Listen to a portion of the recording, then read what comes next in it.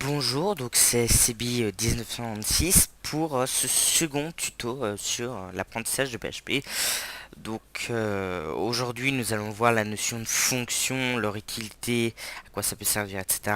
Dans les grandes lignes, on verra tout ce qui est au niveau plus avancé plus tard, lorsqu'on aura vu les conditions, les boucles et toutes ces choses-là qui auront sûrement plus d'intérêt avec les fonctions, mais bon, donc on verra ça plus tard. Donc déjà, vous voyez une différence sur mon bureau. J'ai mis à jour tous mes... Bon, ici, vous voyez, c'est encore C5, hein, mais j'espère que vous n'entendrez pas parce qu'il drache. Ici, j'ai encore les icônes C5, mais comme vous pouvez le voir, j'ai acheté Dreamweaver.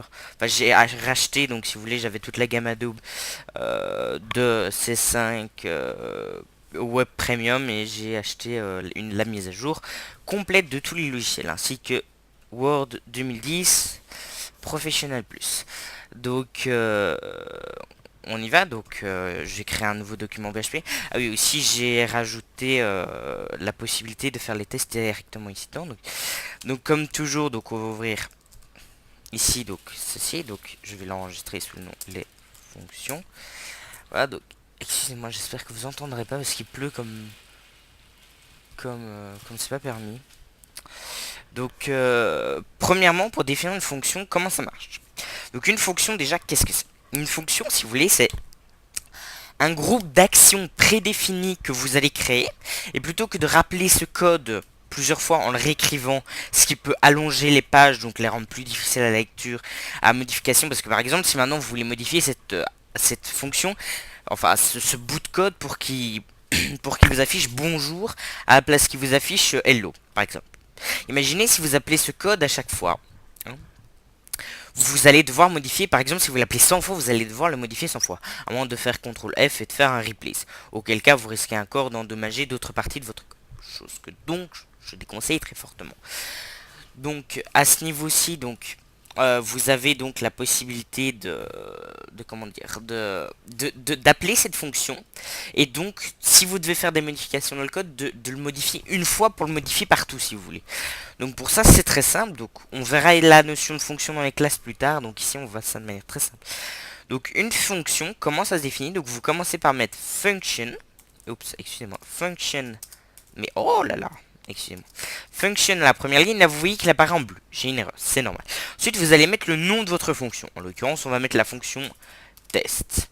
Vous pouvez très bien, moi ici je vais faire test fonction, vous pouvez très bien l'appeler test, vous pouvez l'appeler bonjour, vous pouvez mettre les mêmes caractères que dans une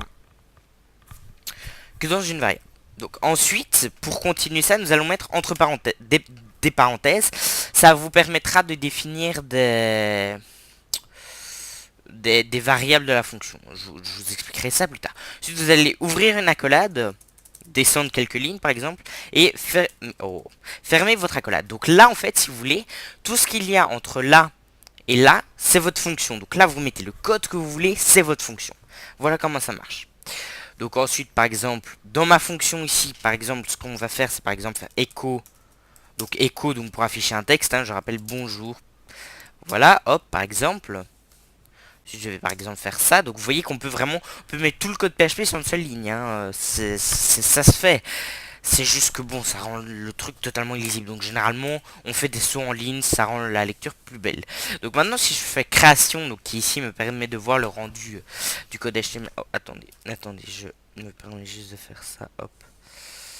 Déjà, j'ai fait des mises à jour hier. Et si je fais affichage en direct, donc là, vous voyez que rien ne s'affiche. Alors pourquoi? C'est très simple en fait. Si vous voulez, il va m'afficher mon code que si j'appelle ma fonction. Si vous voulez, là j'ai créé ma fonction, elle existe. Le serveur voit, tiens, là j'ai une fonction. Ça c'est ce qu'il voit le serveur. Mais il ne l'appelle pas.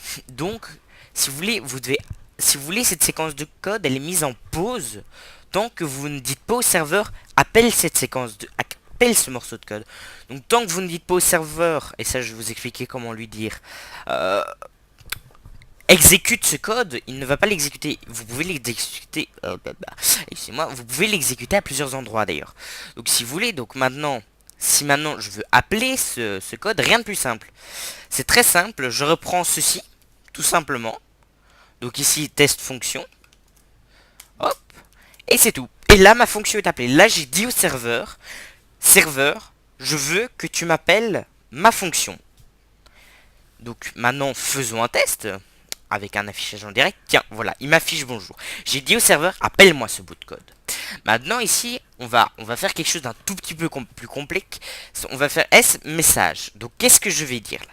Donc là, si vous voulez, lorsque ma fonction va être définie, hein, lorsque je vais appeler ma fonction, je vais devoir préciser le S message.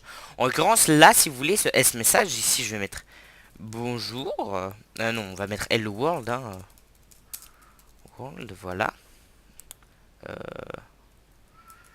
World, voilà. Voilà, donc là, lorsque je vais faire afficher en direct, il va toujours m'afficher bonjour. Pourquoi? Parce que mon S-message, je l'utilise pas. Il sert à rien, là. Donc, ce que je vais faire à la place, c'est je vais simplement faire écho S-message. Donc maintenant, regardez, hop, il m'affiche hello. Voilà, donc ça c'est un exemple très simple, c'est pour lui faire afficher un message.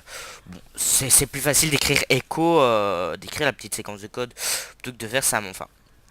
Bon, les fonctions peuvent servir à faire des systèmes très complexes si vous voulez éviter de devoir appeler 36 fois. Par exemple, je vais donner un exemple. Moi, ce que j'ai fait pour un site web que j'ai créé, c'est j'ai créé une fonction pour générer des graphiques à partir de valeurs d'une table MySQL. MySQL, c'est pour faire des bases de données. Hein. Donc, si vous voulez, j'ai créé une fonction comme ça qui faisait 800 et des lignes au finish que je voulais pas me casser le cul, il n'y a pas d'autre mot, à, tac tac tac refaire ce code à chaque fois. Donc à la place j'ai créé une fonction et je l'appelle à chaque fois que j'en ai besoin. C'est plus simple et il exporte tout. Donc c'est, si vous voulez, je vous la montrerai peut-être plus tard des exemples plus complexes, si je puis dire, de de fonctions. Donc une fois que j'ai fait ça, vous voyez, donc ici maintenant ce que je peux faire, si vous voulez, avec mes fonctions, je peux faire en sorte que mes fonctions me renvoient une variable. Donc comment est-ce que je vais faire ça pour que je reçoive une variable? Donc c'est très facile. À la place de mettre un echo, je vais faire un return.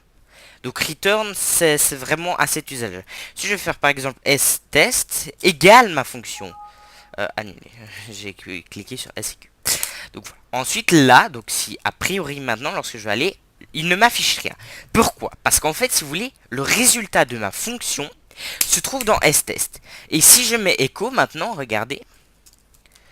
Hop, hop, hop. Vous voyez qu'il m'affiche quand même. Pourquoi? Parce que echo va le forcer à faire un rendu HTML. Donc va renvoyer un contenu texte. Il ne va pas le garder pour le serveur. Tandis que si je fais donc un return, justement, comme j'ai fait là, si vous voulez, mon return, qu'est-ce qu'il va faire? Mon return, en fait, il va permettre de renvoyer dans une variable. Ça, là, vous comprenez pas nécessairement l'utilité, mais ça en aura vraiment dans des codes très complexes pour vérifier si des fonctions se sont correctement exécutées. Par exemple, en faisant un return true. Donc maintenant, regardez, si je fais un echo stst, donc que je fais, donc que j'affiche à l'écran ce que m'a renvoyé ma fonction, hello world, voilà. Si vous voulez, là ce que je fais, c'est j'exporte ce que renvoie donc en return ma fonction et hop, voilà, je l'exécute tout simplement, enfin je l'affiche. Bon, donc si maintenant je fais un return true maintenant, hein, imaginons. Donc que ma fonction s'est bien exécutée et que je lui dis return true. Donc là vous voyez qu'il m'affiche 1. Pourquoi? Parce qu'il va me l'afficher en int. Si maintenant je vais faire string, voilà, hop, il m'affiche toujours 1. Ça changera pas, c'est comme ça. True, en fait c'est du binaire, true et false. False c'est 0, c'est 0 en binaire. True c'est 1 en binaire. Ça a des utilités très utiles, notamment pour vérifier si des fonctions préintégrées dans PHP ont fonctionné. C'est leur envoie toujours un résultat true ou false. Ou en cas d'erreur, elle vous renvoie un message d'erreur. Donc là, expressément, on va faire, on va générer un code d'erreur. Donc voilà, hop, je n'ai pas précisé mon S-message. Alors qu'ici, vous voyez, alors qu'ici dans mon bout de code, je lui dis qu'il veut S-message. Il le veut, il en a besoin pour son exécution. Et ici, je ne le précise pas. Attendez, retire mon téléphone de ma poche. Voilà. Donc ici, je fais affichage direct. Boom, missing argument 1 for test function. Traduction, il me dit qu'il manque l'argument 1. L'argument 1, c'est ça. Hein, donc c'est le premier argument. Dans la fonction test fonction, qui est la fonction qu'on a créée, qui est appelée dans C programme 1, à la ligne 7, et définie à la ligne 2. Voilà, tout simplement. C'est ça en fait une fonction. Une fonction, c'est simplifier votre bout de code. Tandis que maintenant, si je mets bonjour, je vais y arriver. Bonjour Sébastien par exemple. Hop, donc qui est mon prénom. Voilà. Et si maintenant je fais un return s message, hop, tac, tac. Voilà, bon là il y a un défaut dans l'encodage des caractères. C'est logique, c'est parce qu'il ne traite qu'avec, si je ne me trompe pas, le PHP de base traite avec l'UTF-8. Lorsqu'on verra les headers, je vous expliquerai comment transférer ça en format ISO, hein, et éviter ce type d'encodage de caractères, etc., etc. Donc voilà, donc là en fait c'est tout simple. Là on a une fonction qui va nous renvoyer dans une variable notre système. Donc voilà, c'est pas plus con que ça, hein, c'est finalement c'est assez simple. Ensuite maintenant, si on veut faire une fonction plus complexe, par exemple on va faire une fonction, on peut faire une fonction qui fait quoi? Je réfléchis un petit instant.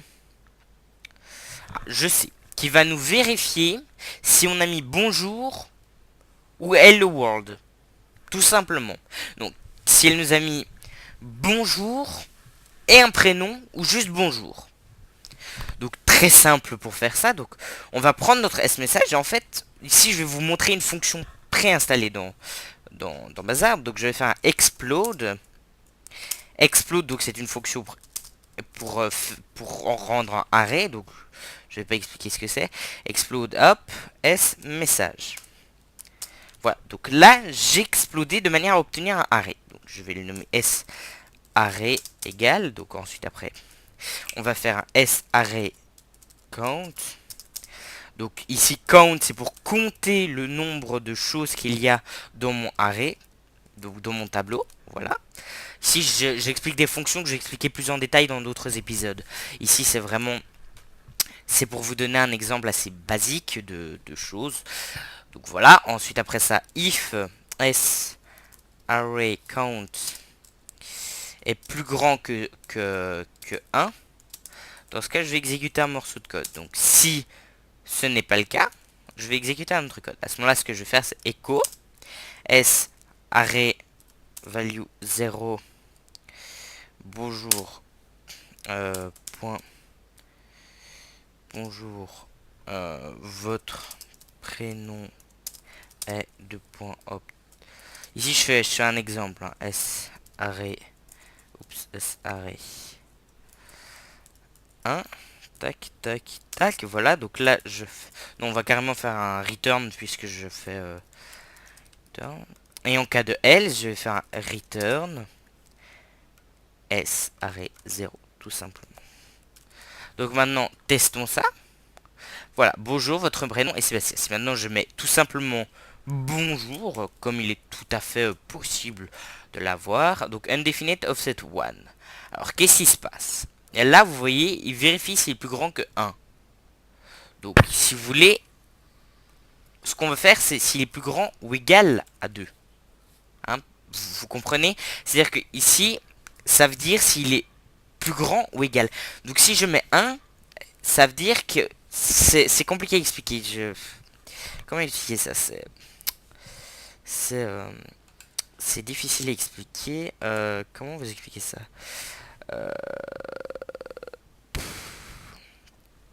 Je sais pas comment expliquer ça. C'est difficile. Donc, donc si vous voulez, donc là il m'affiche une erreur. Donc là je vais vous enseigner une méthode de debug. Donc une méthode de debug, c'est de mettre des échos. Par exemple ici, sRay count. Voilà, pour voir en fait le nombre de trucs qu'il a. Donc là on a 1. Donc il m'envoie quand même dans mon if. C'est ça qui est pas normal, vous voyez. C'est là qu'il y a un stud. Donc en fait ce qu'il faut faire c'est, hop, plus grand ou égal à 1. Voilà, hop, et en principe là. Donc vous voyez toujours pas. Donc ce qu'on va faire à la place c'est, on va faire ici, on va insérer des échos tout simplement. Donc c'est une méthode de debug, hein.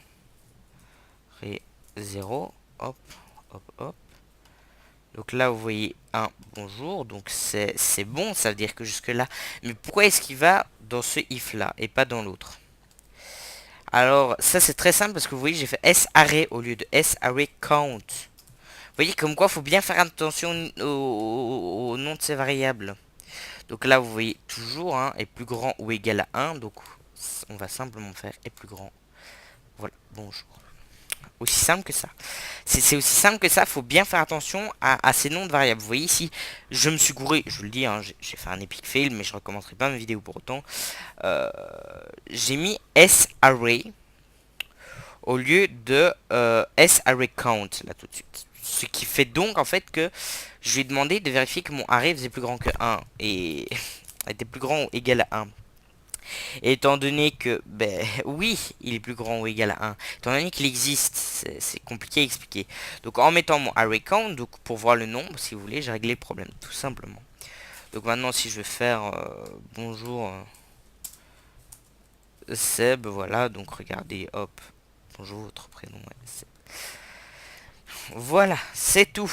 Donc ce fichier sera comme toujours en téléchargement dans la description de la vidéo avec ce petit exemple-ci. Et donc voilà, merci d'avoir suivi ce court tuto. Je vous dis à très bientôt. Bonne continuation. N'oubliez pas de vous abonner à ma chaîne et de suivre pour mes nouvelles vidéos. A tout plus.